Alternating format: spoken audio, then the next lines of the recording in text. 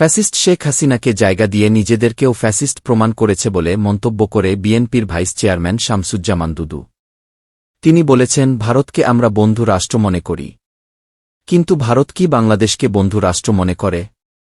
শনিবার জাতীয় প্রেসক্লাবের সামনে দেশ বাঁচাও মানুষ বাঁচাও আন্দোলনের উদ্যোগে আয়োজিত ভারতে মুসলিম নির্যাতন ও হত্যার প্রতিবাদে নাগরিক সমাবেশে প্রধান অতিথির বক্তব্যে তিনি এসব কথা বলেন। শামসুজ্জামান দুদু বলেছেন, ভারত যা করছে তাতে ভারত যে বাংলাদেশের বন্ধু রাষ্ট্র সেটি বলা খুব কঠিন।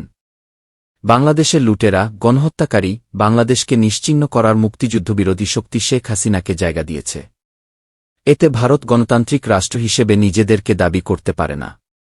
তিনি আরও বলেন, আমরা ফ্যাসিস্টকে রুখে দিয়েছি।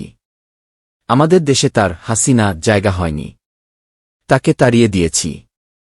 সে জীবন বাঁচানোর জন্য শুধু ভারত পালায়নি, তার আসল ঠিকানাই হচ্ছে ভারত। আমরা তো হুসেইন মুহম্মদ এরশাদকেও পরাজিত করেছিলাম, কিন্তু সে ভারতে যায়নি। সে জেলখানায় গিয়েছিল। ভারত বলছে শেখ হাসিনাকে রক্ষার জন্য তারা জায়গা দিয়েছে।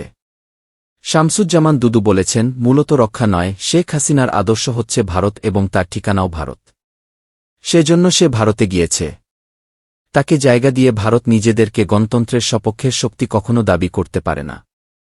একজন ফ্যাসিস্ট শুধু ফ্যাসিস্টের সাথেই থাকতে পারে। ভারতের উস্কানি টেনে তিনি আরও বলেন, আমাদেরকে ঐক্যবদ্ধ থাকতে হবে। ভারত আমাদেরকে নানাভাবে উস্কানি দিচ্ছে। ভারত এদেশে গণতন্ত্র বিনাশী শক্তিকে শুধু রাখেনি, এদেশের নির্বাচন ব্যবস্থাকেও ধ্বংস করেছে।